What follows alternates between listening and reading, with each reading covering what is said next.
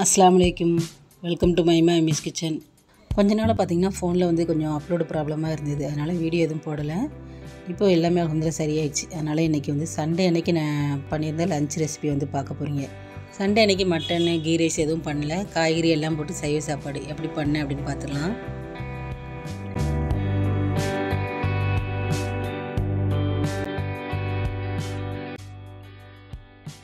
எங்கள் வீட்டில் பார்த்திங்கன்னா நாங்கள் எப்போவுமே வெள்ளிக்கிழமை மட்டன் சிக்கன் வாங்குவோம். மீதி இருந்துச்சு அப்படின்னா ஃப்ரிட்ஜில் வச்சுருவேன், சண்டே அன்றைக்கி எடுத்து யூஸ் பண்ணிக்கலாம் அப்படின்னு.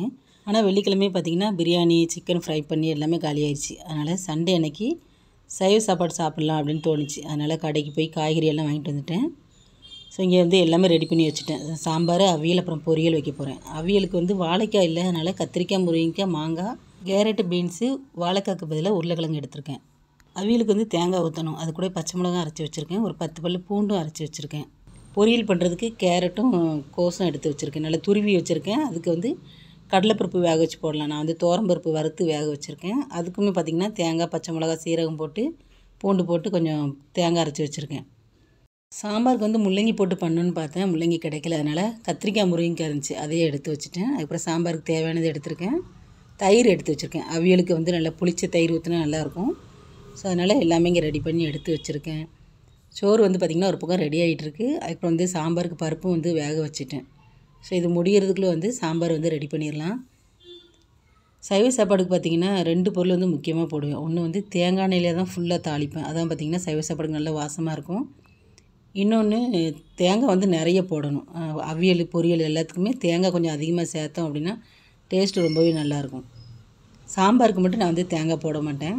இப்போ வந்து சாம்பார் தாளிக்கிறதுக்கு கடுகு, உளுந்தம்பருப்பு போட்டுட்டு காஞ்ச மிளகா போட்டிருக்கேன், வெங்காயம், 2 தக்காளி பழம், பச்சை மிளகா, கருவேப்பிலை எல்லாம் போட்டு கொஞ்சம் வதங்கினதும் கட் பண்ணி வச்சுருந்த கத்திரிக்காய், முருங்கைக்காய் ரெண்டையும் சேர்த்துட்டு இது வதங்கிறதுக்கு கொஞ்சமாக உப்பு சேர்த்துக்கலாம். கல் உப்பு சேர்த்துருக்கேன்.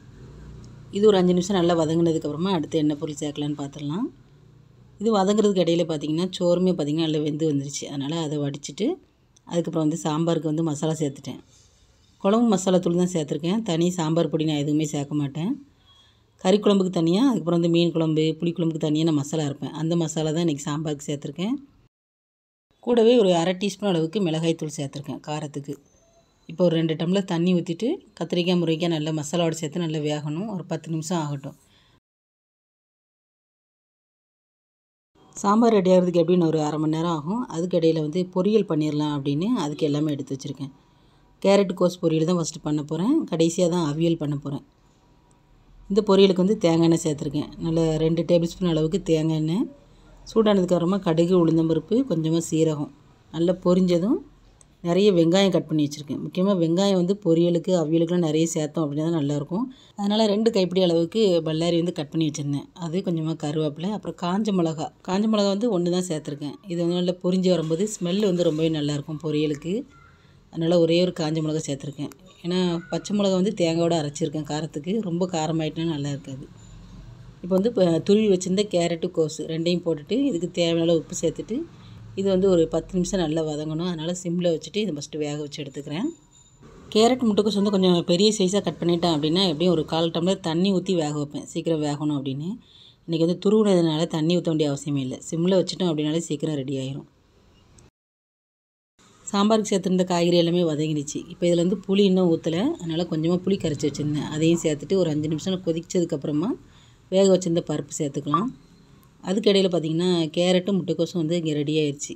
அதை நல்லா மிக்ஸ் பண்ணிவிட்டு இதுக்கு வந்து துவரம்பருப்பு நான் வறுத்து நல்லா வேக வச்சு வச்சுருந்தேன். ரொம்பவும் குழைய வேகக்கூடாது, கொஞ்சம் அந்த துவரம்பருப்பு வந்து சாஃப்டாக வேகணும், அந்த அளவுக்கு வேக வச்சு வச்சுருந்தேன். அதையும் சேர்த்துட்டு கடைசியாக பொரியலுக்கு தேவையான தேங்காய் வந்து அரைச்சி வச்சுருந்தேன். தேங்காயில் பச்சை மிளகா, பூண்டு, சீரகம் போட்டு அரைச்சிருக்கேன்.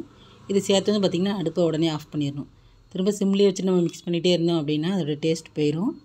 அதனால் அடுப்பை ஆஃப் பண்ணிவிட்டு எல்லாத்தையும் ஒரு இடம் நல்லா கலந்து விட்டுட்டு இதை அப்படியே பார்த்திங்கன்னா வேறு ஒரு பாத்திரத்துக்கு மாற்றி வச்சுருவேன். ஸோ இப்போ வந்து கேரட் கோஸ் பொரியல் வந்து ரெடி ஆகிடுச்சு.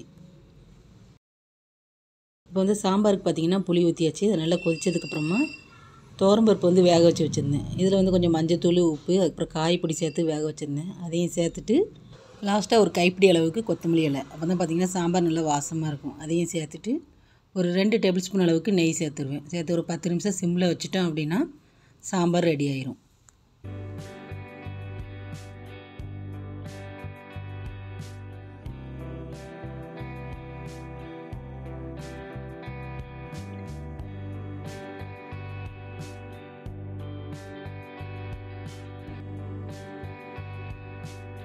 கடைசியாக பார்த்திங்கன்னா அவியல் பண்ண போகிறேன். சாம்பார் ரெடி ஆயிடுச்சு, அப்புறம் பொரியலுமே ரெடி ஆயிடுச்சு.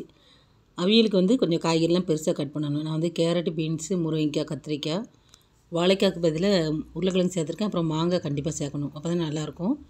இது கூட பார்த்திங்கன்னா கொஞ்சம் சீனி அவரைக்காய், பெரிய அவரைக்காய் இருந்தால் கூட சேர்க்கலாம். பட்டர் பீன்ஸு, வேறு என்னென்ன காய்கறி இருக்கோ எல்லாமே சேர்த்தோம் அப்படின்னா இன்னும் நல்லாயிருக்கும். அன்றைக்கி இவ்வளோ தான் கிடச்சிது, அதனால் இதை மட்டும் சேர்த்துருக்கேன்.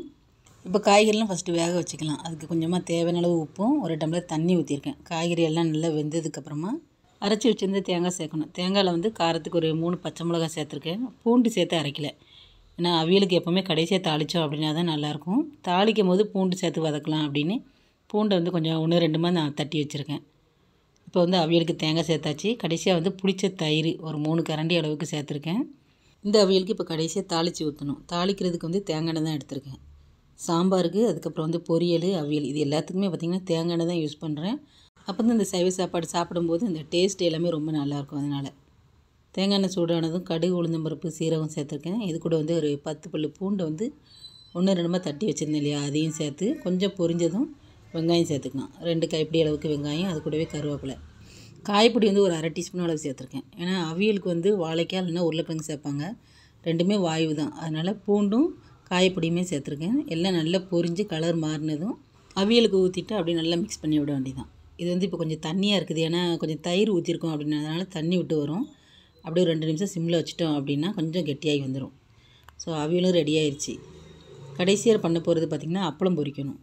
சைவ சாப்பாடுக்கு அப்பளம் வச்சு சாப்பிட்டோம் அப்படின்னா தான் இன்னும் நல்லாயிருக்கும். அதனால் நான் இன்றைக்கி அப்பளம் பொரிக்கிறதுக்கு கடலை எண்ணெய் எடுத்திருக்கேன்.